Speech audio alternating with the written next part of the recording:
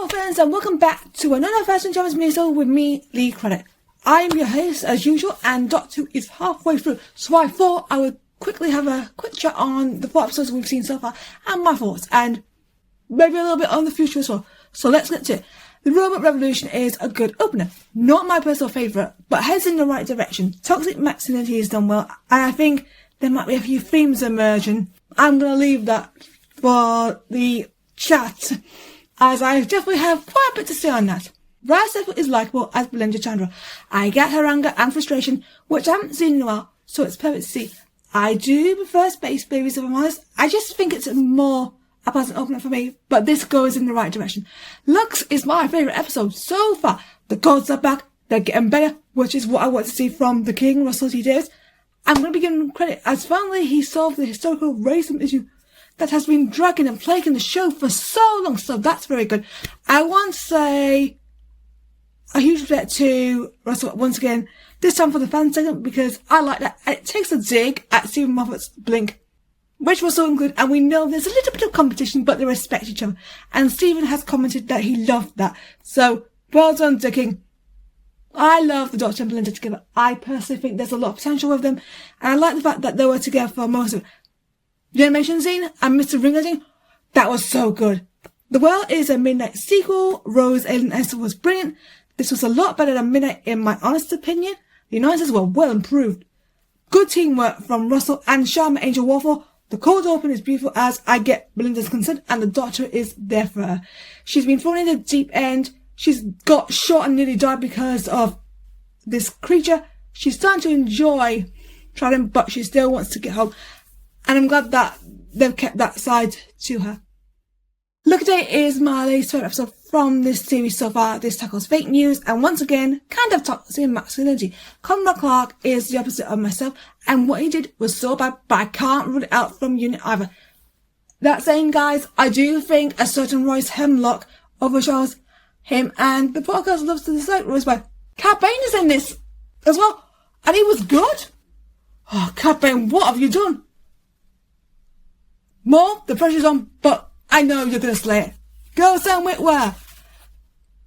Millie Gibson did what she did in Symphony Eyes, which was elevate the story, and she did a really good job. I like how they talked about the way she was handling life without the Doctor, and she does have obviously stress about it. She does get worried. I'll get more to that in the future, but it was done well. Gemma Redgrave did a great job as Kate Stewart, and that's progress, as I do think sometimes she's hit or miss, but this episode was a hit for her, so good for her. I love the Sundays and Louisa making an appearance. They're supportive of their girl. Yeah, girls, going forward, they need to score higher if they are going to continue with this, as this is when Agatha All starts to rake in no sense, and rightly so, because that was so good. If you're new to this channel, Mrs. Flood has taken a huge presence in my little short, Where's Flooders? This is going to continue until the Insta Song Contest, when her identity will be revealed. Here's the thing. It's like what they did with Susan Twist, but they're making it more evil, and that's a good sign. Here's the thing. It's like what they did with Susan Twist, but they're making her more evil in a way, which is a positive, because it's similar. It is taking a bit of magic away, but this has to indicate that her reveal has to be 100% done well, as Anita Dobson is a talent. She's slaying every single time she's done, and she's ever in Mrs. Flood, and that means, hopefully, this will be more promising for Flooders. One of my little issues is the constant use of repeating things. It's hard to do with the exception of the Midnight sequel, which did very well. It kind of puts characters at risk with the likes of Asai Ventress and Cad Bane, who I just mentioned. Tales of the General World, recommend checking it out. That is good. With upcoming appearances from Jin, Grogu, Ahsoka Tano, and potentially Darth Maul, yes, once again, Morley, the political stuff is going to be what's going to make the difference. And that's the strength of the Star Wars franchise. So it's going to make all the difference whether they can hit it or not. Lee has a question on this topic people have been discussing. Is Murray Gold using his own music too much?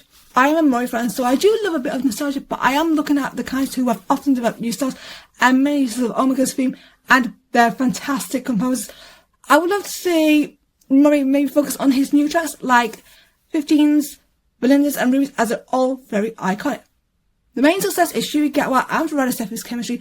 I enjoyed them together. I thought I missed their presence in Lucky Day, as they would have elevated the episode a bit more. I like the growing relationship, but not taking away Belinda's desire to go home. Finally, I'm worried going forward because the next episode is my most hyped episode, so I'm hoping that hits. So if they can get a few extra 10s as they're 3 points ahead of Series 1 so far, they can't have 3 points or more taken off in the second half, or they'll finish 5th. So this is going to be a tough one.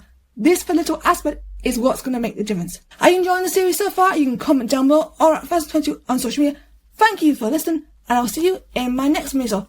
Goodbye, everyone. Thank you for listening to the podcast. Subscribe to Phasma Endurance and stay tuned for more podcasts. See ya!